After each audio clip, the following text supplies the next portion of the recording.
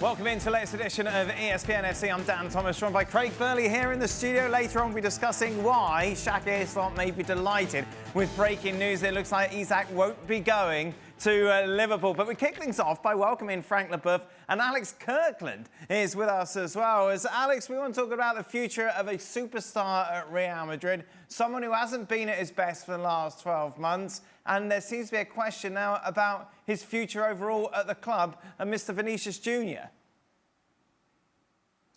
Yeah, it's a one to keep an eye on for sure, Dan, because Vinny, we know he's got this contract at the moment until 2027, so 2 years left on his deal. And when you're talking about a superstar player, a club never wants a player to get into the last year of their contract, do this. So, of course, contract talks between Real Madrid and Vinicius Junior started going into this summer, towards the end of last season, as I say, with 2 years left on his deal.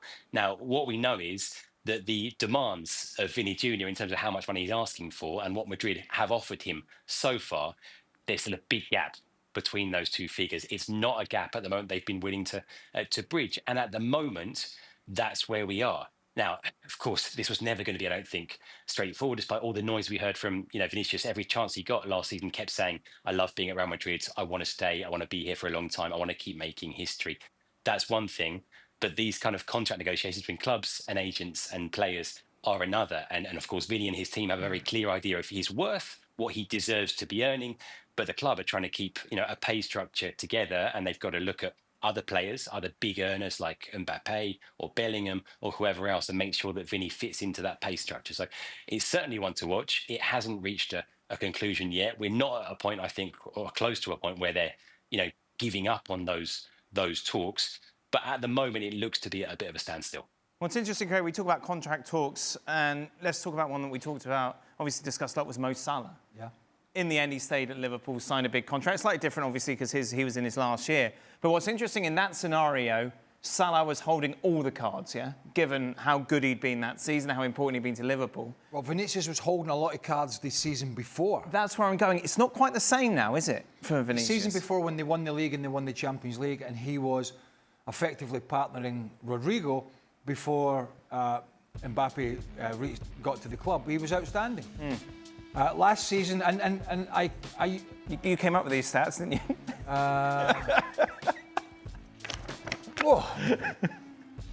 Going to take me a little time to digest. Yeah, no, successful takeovers. I'll let the stats, graphics are there for other people to read.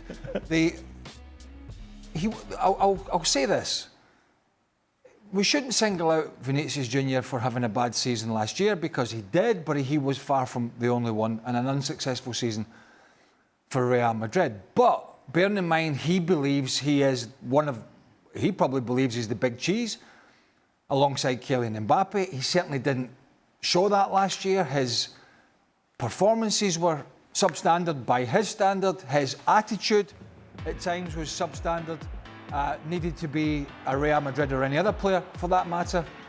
And so therefore he's in a strong position. Of course he is, because he is a star and he has done it before. But if he stalls in this contract and it goes nowhere, he's going to need a blistering season, and Xabi Alonso will hope he has one. He's going to need a blistering season to get back in a strong position. Alex mentioned wage structures there. This is the problem. And we talked about it with Mo Salah. Because there's some talk over Luis Diaz at the moment at Liverpool, searching for a new contract. And the trouble is, even when you know you're not on the level of a Virgil van Dijk at Liverpool, who's the captain, or a Mo Salah, your wage demands tend to go up when you know the club have pushed the boat out for other players.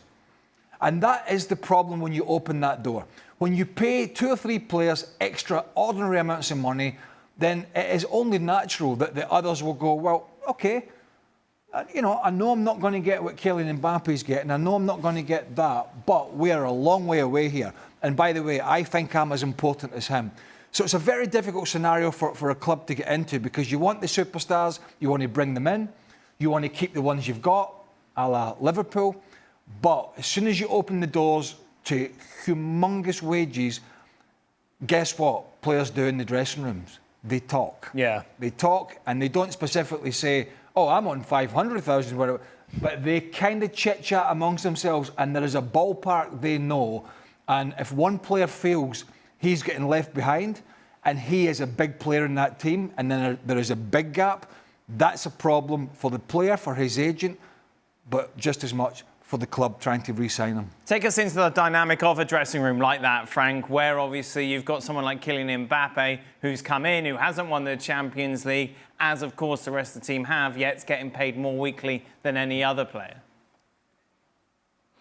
Yeah, that's a concern, but it is what it is. And I remember, signing for Chelsea, and after a while talking to Dennis Wise, for example, Wisey, who have been there for a while. And it's hard for players like that because they've been there to change their contract and to get as high as somebody who's just coming. And that's what it is. So Vinicius Junior has to know that and be aware of that it's quite impossible for a former player, let's say a player who have been there for a long time, to get the same as somebody just coming and who has proven, like Kylian Mbappe, that he deserved that. But that's a concern. But what it is, for me, it's complicated to give today to Vinicius Junior the same amount of somebody who just came up because of his performances last season. He would have asked that a year before. He should have deservedly get that. But this season, it was all over the place. And to go to the board and say, oh, I deserve the same amount of Mbappe. I say, I'm sorry if Mbappe get that,